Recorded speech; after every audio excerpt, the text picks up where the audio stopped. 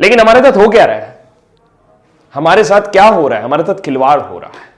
और ये खिलवाड़ क्या है, और अगर आप ये जानना चाहते हैं तो इस वीडियो को पूरा अंत तक जरूर देखिएगा, क्योंकि आपको एक बेहद संवेदनशील मैसेज मिलेगा और एक बेहद संवेदनशील मुद्दे पर मैं यहां पर बात करना चाहता हूं। इसके लिए हमारी सरकार को और जो लोग ऊपर हमारे बैठे हुए हैं, जो इस सिस्टम को चलाते हैं, उनको ढंग से इस बारे में जरूर सोचना चाहिए कि हम बेवकूफ नहीं हैं। हम यार रोज काम करने वाले लोग हैं और रोज काम करने के साथ साथ एक उम्मीद बनाए रखते हैं कि हमें भी एक सरकारी नौकरी मिल सकती है, और उस उम्मीद का किस तरीके से गला घोंटा जाता है सिस्टम के द्वारा, उसके बारे में हम लोग यहां पर बातचीत करेंगे। पहले मैं कुछ आंकड़े आपके सामने रखना चाहता हूं और फिर उसके बाद हम लोग अपनी बात को कंटिन्यू करेंगे।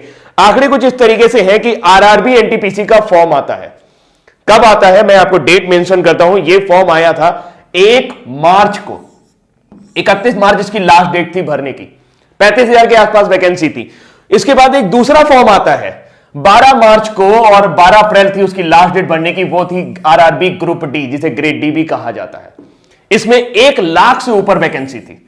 हम सभी के सपनों में एक जान आती है कि चलो ठीक है, बढ़िया है, रेलवे में नौकरी करेंगे, अच्छी नौकरी मिलेगी। लेकिन उसके बाद फिर शुरू होता है खेल। खेल किस तरीके से शुरू होता है? खेल कुछ इस तरीके से शुरू होता है कि 1 करोड़ से ज्यादा लोग, मैं एग्जैक्ट डेटा दे रहा हूं आपको, मैं अभी एग्जैक्ट डेटा देता हूं आपको, 1 करोड़ से ज्यादा लोग आरआरबी एनटीपीसी का फॉर्म भरते हैं और 1 करोड़ से ज्यादा लोग ग्रुप डी का भी फॉर्म भर देते हैं।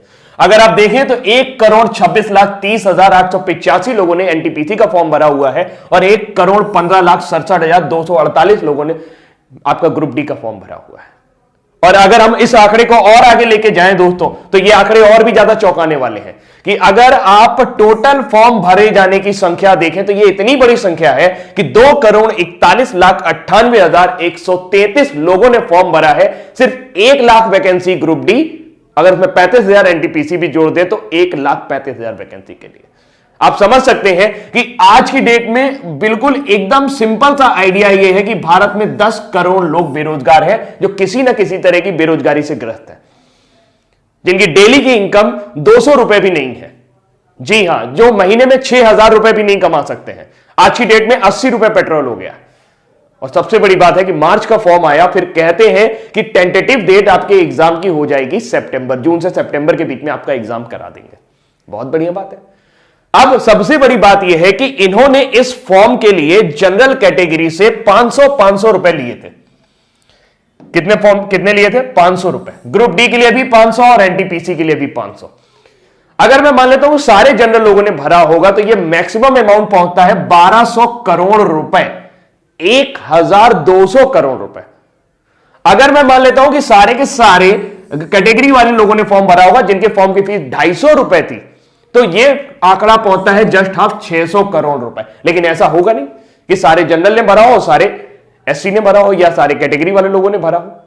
तो मैं एक आंकड़ा मान लेता हूं कि कम से कम सरकार के पास 1,000 करोड़ रुपए के आसपास होना चाहिए, जो उनके पास मार्च और अप्रैल 2019 के दौरान आया था। मार्च अप्रैल 2019 बीते हुए लगभग 1 साल होने जा रहा है, फरवरी आने वाली है और एग्जाम की डेट का अभी भी कोई पता नहीं। मेरा दिमाग तब खराब हुआ या मुझे गुस्सा तब आई जब कई सारे मेरे स्टूडेंट जो मुझसे पढ़ रहे थे वो ये कल कह रहे थे कि सर एग्जाम का पता ही नहीं चल रहा कि कब होगा, क्या करें, आत्महत्या कर लें क्या? दोस्त, कमजोर नहीं होना, हम आत्महत्या नहीं करेंगे। क्यों करेंगे भाई आत्महत्या? हमारे जो 500 रुपए हैं, जो 250 रुपए हैं, वो इन लोगों ने ले रखे हैं और 1,000 करोड़ रुपए इनके पास है और ये एक वेंडर डिसाइड नहीं कर पा रहे हैं। इनको एक वेंडर नहीं मिल रहा जो एग्जाम कंडक्ट करा सके। धारा 370 हटानी होती है, 1 दिन में हट जाता है। एनआरसी सीए लाना होता है, 1 दिन में आ जाता है। 1-2 करोड़ लोगों की जिंदगी का सवाल है यार। 2 करोड़ लोग इस आस में जुड़े हुए हैं। मैं जानता हूं कि 2 करोड़ लोगों को वैकेंसी नहीं मिलेगी, लेकिन उनको कम से कम एक जीवन का पड़ाव तो खत्म होगा। जो दिन भर वो टेंशन में रहते हैं कि तैयारी करनी है, तैयारी करनी है, तैयारी करनी है। दुनिया भर के कोचिंग वाले, दुनिया भर के चैनल वाले सब उनको बेवकूफ बनाने की कोशिश कर रहे हैं और लगातार उनसे पैसे ऐंठ रहे हैं। एक बैच शुरू होता है, फिर दूसरा बैच शुरू होता है, फिर तीसरा बैच शुरू होता है। बैच खत्म होने का नाम नहीं ले रहा है और नौकरी आने के नाम नहीं ले रही। क्या आपकी कोई जिम्मेदारी नहीं बनती है? नेताजी, मैं आपसे ही कह रहा हूं, ये वीडियो इतना शेयर करना कि नेताजी तक पहुंच जाए। क्या आपकी कोई जिम्मेदारी नहीं बनती है कि 2,41,00,000 लोगों के ऊपर आप ध्यान दें? ये संख्या आपके लिए मायने नहीं रखती है और आपके लिए नहीं मायने रखती तो ये 1,000 करोड़ रुपए का आप कर क्या रहे हैं? ये किसी घोटाले से कम है क्या? किसी भी बैंक में डाल दोगे, घटिया से घटिया बैंक में भी अगर 1000 करोड़ रुपए डाल दोगे तो वो बैंक जिंदा हो जाएगा। पूरे देश की आबादी सिर्फ 137 अरब है। मैं सिर्फ इसलिए बोल रहा हूं क्योंकि 1000 करोड़ रुपए अगर आप उनको भी बांटना शुरू करेंगे तो कई लोगों के जीवन सुधर जाएंगे। और आपको क्या लगता है जिन्होंने ये 500 रुपए दिए वो बहुत अमीर घर से आते हैं? उनके घर में BMW खड़ी है, उनका बड़ा सा मकान है? जी नहीं, वो कभी भी आरआरबी, ग्रुप डी और एनटीपीसी की नौकरी करने नहीं आएंगे। ये वो लोग हैं जो तिल तिल करके तैयारी कर रहे हैं, अपनी मेहनत, खून पसीने की कमाई से तैयारी कर रहे हैं, वो पैसा देने की कोशिश कर रहे हैं। अब हम क्या कर सकते हैं? हम कुछ नहीं कर सकते। क्यों नहीं कर सकते? क्योंकि हम सिस्टम में नहीं है, आप सिस्टम में हैं। मुझे नहीं लगता कि आपके पास ऐसी कोई वजह है जिसकी वजह से आप एक वेंडर डिसाइड नहीं कर पा रहे। आप हर 3 महीने बाद एक बहाना बना देते हैं कि हमें वेंडर नहीं मिल रहा। अरे वेंडर नहीं मिल रहा तो ये 500 रुपए आपने कैसे डिसाइड किए? आपने कैसे डिसाइड कर लिया कि एक लड़के का खर्चा 500 रुपए आएगा? क्या वेंडर 500 रुपए से ज्यादा नहीं ले सकता आपसे? सिर्फ सोची समझी रणनीति है। मार्च में आपको यह पैसा मिला है, 1000 करोड़ रुपए आपके बैंक में पड़ा है और आप एक वेंडर डिसाइड नहीं कर पा रहे। 1000 करोड़ रुपए बहुत होता है। आप कहेंगे सर 1 करोड़ लोगों का वो भी तो करवाना है, एग्जाम भी तो करवाना है। तो ये 500 रुपए भी तो आप ही ने डिसाइड किए थे। जहां 100 रुपए फॉर्म के लगते थे वहां 500 रुपए लिए आपने। बोले कि इसे वापस करेंगे, कब वापस करेंगे इसका पता नहीं है।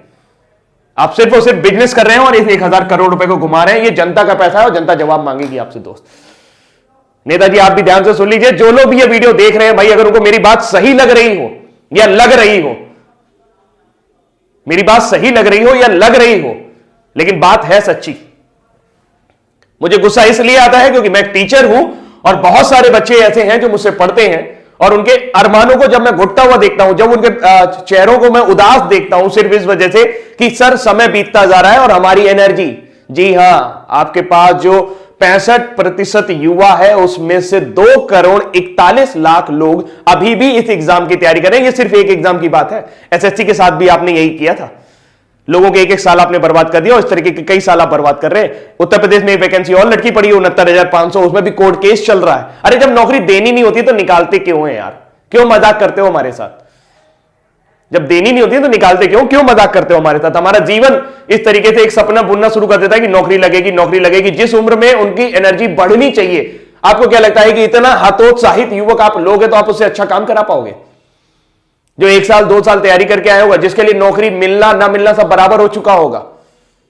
अरे कोई प्लानिंग ही नहीं है यार। बड़े बड़े आईएएस बैठे हो आप लोग, इतना सारा आईएएस भरा पड़ा है, सब जिसको देखो वो बहुत ऊंची ऊंची पोस्ट पे, वो लोग बढ़िया गाड़ी से चल रहे हैं, बढ़िया बंगले से घूम रहे हैं, सारा सब कुछ उनका जीवन सुलभ है, उनको इनकी फिक्र नहीं हो रही। किसी को इनकी फिक्र नहीं हो रही। 2 करोड़ लोग, ओ माय गॉड, इतनी बड़ी जनसंख्या है 2 करोड़, कुछ कहने को नहीं। अगर अपने दम पर आ जाएगी ना तो आप परेशान हो जाओगे, आपका सिस्टम मिल जाएगा पूरा। बहुत बुरा है, बहुत बुरा है। भावुक हूं मैं, बहुत ज्यादा बुरा है। अभी के लिए इतना ही रखता हूं, लेकिन उम्मीद करता हूं कि मैसेज आपको मिल गया होगा। इस वीडियो को इतना ज्यादा शेयर करिएगा कि सबके पास तक पहुंच जाए, खासकर उन लोगों के पास जो इस सिस्टम को चला रहे हैं। Thank you so much, bye bye.